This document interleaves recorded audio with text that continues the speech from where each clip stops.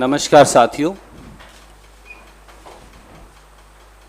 Akhil Bharatiya Congress committee की इस विशेष पत्रकार वार्ता का आयोजन गमगीन और दुख के माहौल में किया जा रहा है, जब देश के अन्नदाता को और कानून को कुचला जा रहा है। मैं अनुरोध करूंगा आदरणीय श्री राहुल गांधी जी से कि वो आपके समक्ष अपनी बात आज रखेंगे। आदरणीय राहुल गांधी जी।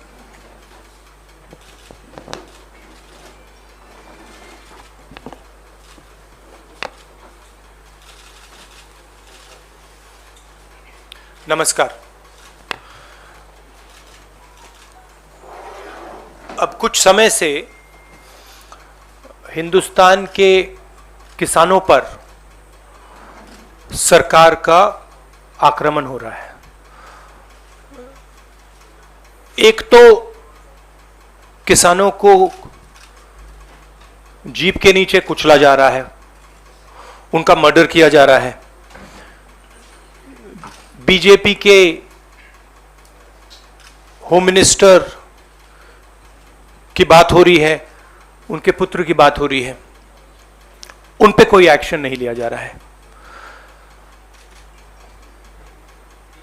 दूसरी तरफ पूरे देश के किसानों पर सिस्टमैटिकली एक के बाद एक आक्रमण हो रहा है।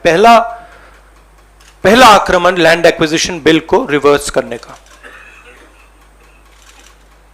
दूसरा ये जो 3 नए कानून लाए हैं, और आज सिस्टमैटिकली जो किसानों का है उनसे छीना जा रहा है। और ये चोरी सबके सामने हो रही है। इसलिए देश के किसान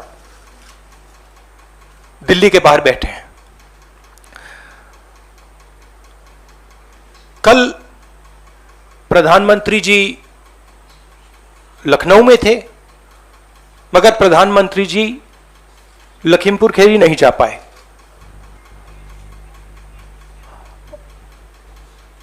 पोस्टमार्टम ठीक से नहीं किया जा रहा है और सिस्टमैटिकली जो भी कुछ कहे उसको बंद किया जा रहा है। आज 2 चीफ मिनिस्टर्स के साथ हम लखनऊ जाने की कोशिश करेंगे, लखीमपुर खीरी जाने की कोशिश करेंगे, उन परिवारों से मिलने की कोशिश करेंगे। बताइए। शुक्रिया। We'll have one by one. We'll start with PTI Sanjeev Singh. Yes, sir, I've noted. This is please be clear. This is a press conference about the farmers issue and the murder that has taken place in Uttar Pradesh. I would recommend that you don't try and distract that. I'm here to speak on that issue. I'm not going to get involved in that. If you're interested in asking a question about the farmers, you're welcome to do so.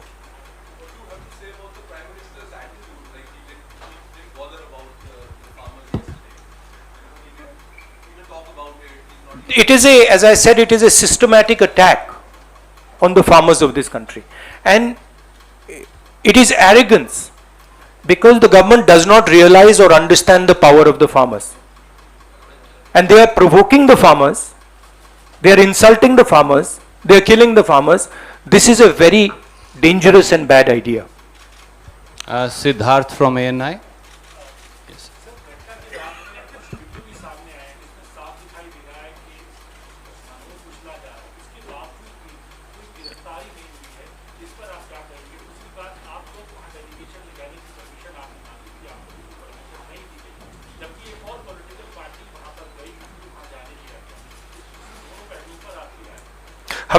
हमने उसके बारे में चिट्ठी लिखी है।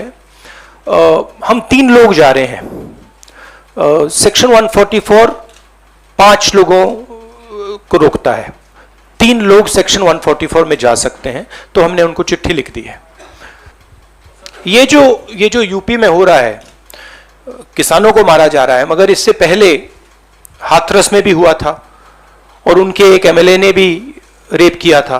तो ये systematically ये एक नई तरीके की राजनीति हो रही है उत्तर प्रदेश में। क्रिमिनल्स जो भी करना चाहते हैं कर सकते हैं, चाहे वो बलात्कार हो, किसानों का खून हो, और जो मारते हैं, जो रेप करते हैं वो जेल के बाहर होते हैं, और जो मरते हैं वो जेल के अंदर जाते हैं। Thank you sir. Ashish from ABP. मेरा सवाल ये है कि जैसे जाने की परमिशन आप लोगों को डिनाई की गई, प्रियंका जी को लगातार जो गिरफ्तार करके रखा गया है, आपको क्या लगता है कि उनको क्यों नहीं वहां पर जाने दिया जा रहा है? और दूसरा राहुल जी, क्योंकि मेरा सवाल पूछा जा चुका है, एक सवाल मैं और पूछना चाहूंगा कि आप लोगों पे राजनीति करने का भी आरोप लगाया जा रहा है कि जब वहां पर कार्रवाई हो रही है, इंक्वायरी हो रही है, तो फिर वेट क्यों नहीं कर रहे? मतलब हम वहां जाके देखना चाहते हैं, समझना चाहते हैं, परिवार को सपोर्ट देना चाहते हैं, सिर्फ यहां हमें रोका जा रहा है, बाकी पार्टियों को जाने दे रहे हैं। हमने क्या गलती की है? और जहां तक प्रियंका की बात है, ठीक है, प्रियंका को बंद किया है, मगर यह मामला किसानों का है। Thank you sir. Neeraj from TV 18। Rahul ji, कल आपके मुख्यमंत्री छत्तीसगढ़ के मुख्यमंत्री एयरपोर्ट से पहुंचे थे लखनऊ, वहां रोक दिया गया। अब आप लोगों ने जाने के लिए तय किया है, आपको लगता है कि वो अनुमति लगी? क्योंकि अनुमति से तो इनकार कर दिया है वहां की सरकार ने। और दूसरी बात, आप लोग आरोप लगा रहे हैं कि सरकार साजिश रच रही है, और बीजेपी विपक्ष पे आरोप लगा रहे हैं कि विपक्ष के दर राजनीति। देखिए, ये मैं आपको थोड़ा समझा देता हूं। जैसे अभी आपने बोला ये राजनीति हो रही है। देखिए, हमारा काम, ऑपोजिशन का काम प्रेशर बनाने का होता है। जब हम प्रेशर बनाते हैं तब वहां पे कार्रवाई होती है। हाथरस में हमने प्रेशर बनाया, तब जाके कार्रवाई हुई। सरकार चाहती है कि हम इस मुद्दे को उठाएं ना, प्रेशर ना बनाएं, कि जिन्होंने मर्डर किया वो भाग के निकल जाएं। अगर हाथरस में हम गए नहीं होते, वहां पे जिन्होंने बलात्कार किया था वो सब स्कॉट फ्री निकल जाते। अगर हमने उससे पहले उनके एमएलए के बारे में नहीं बोला होता, वो भाग से निकल जाते। तो इसलिए हम दबाव डाल रहे हैं। हम दबाव क्यों डाल रहे हैं? क्योंकि किसानों के साथ गलत काम किया गया है, उनको मारा गया है। और सचमुच बताओ तो ये आपका काम है, आप लोग तो करते नहीं हो। जो आपकी जिम्मेदारी है उसको तो आप निभाते नहीं हो। उल्टा आप सवाल पूछते हो कि ये पॉलिटिक्स हो रही है। आपकी जिम्मेदारी भी है, उसको तो आप भूल गए, और फिर कहते हो हमें कहते हो। Thank you. न्यूज़ नेशन से मोहित। मेरा सवाल यह है कि आप लोग लखनऊ जाने वाले हैं, छत्तीसगढ़ के मुख्यमंत्री को रोक दिया गया था वहां पे, तो खुद ही वापस आना था। लेकिन सवाल ये है कि गिरिराज मंत्री ये कहते हैं कि सुधर जाओ वरना सुधार देंगे। मनोहरलाल खट्टर ये कहते हैं कि बिल्कुल जेल जाओ और नेता बनो। सुप्रीम कोर्ट भी ये कह रहा है, और कहीं ना कहीं एक मंशा वो दिखा रहे कि धरना को खत्म किया जाए। कृषि प्रधान देश में आपके किसानों की हालत राहुल की ऐसी क्यों हो रही है? क्योंकि देश का जो ढांचा है, इंस्टीट्यूशनल जो स्ट्रक्चर है, उसको बीजेपी आरएसएस ने काबू कर लिया है। और ये सिर्फ मीडिया की बात नहीं है। आप जानते हो मीडिया को किस प्रकार से कंट्रोल किया जाता है। इसी प्रकार से हिंदुस्तान के सब इंस्टीट्यूशंस को कंट्रोल किया गया है। सिंपल सा आंसर है। Thank you sir. NDTV. Dictatorship, देखिए यहां पे जो डेमोक्रेसी हुआ करती थी, आज हिंदुस्तान में डिक्टेटरशिप है। सीधी सी बात है।